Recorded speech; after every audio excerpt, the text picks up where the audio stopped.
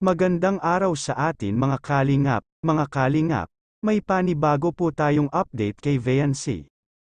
Pero bago po yan mga kalingap, kung bago pa lamang kayo sa channel ko, baka naman po pwedeng pa-like and subscribe my channel para lagi po kayong updated sa aking videos. At kung pwede, sana patapusin muna natin ang video na ito para alam natin ang nilalaman nito, at huwag din po natin kalimutan mga kalingap na pakisuportahan ang ama ng kalingap na si Val Santos Matubang at Kalingap Rab Matubang, pati na rin ang viewers na laging sumusuporta sa aking channel at reactioners. Maraming salamat po.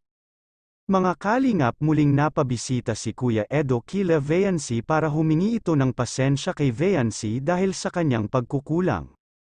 Ano kaya ito mga kalingap? Mga kalingap, hindi ito inasahan ni Vayancy ang pagbisita NJ Kuya Edo sa kanilang bahay.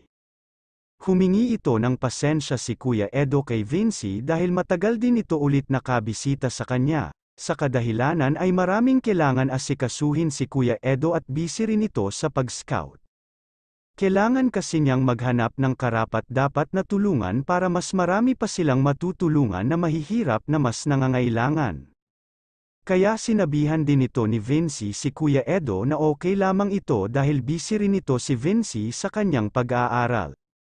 Mabuti na lamang at nataon na walang pasok ito si Vincy sa kanilang pagbisita. Kaya ito rin daw ang tamang oras matulungan ni Vincy ang kanyang nanay sa paglalabandera.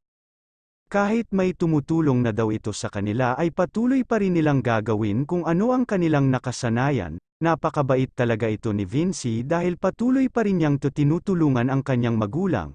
Kaya nagpasalamat ito si Vincy kila Kuya Rab at sa sponsor, lalong-lalo na kay Kuya Edo dahil sa dala nilang mga tulong sa kanya.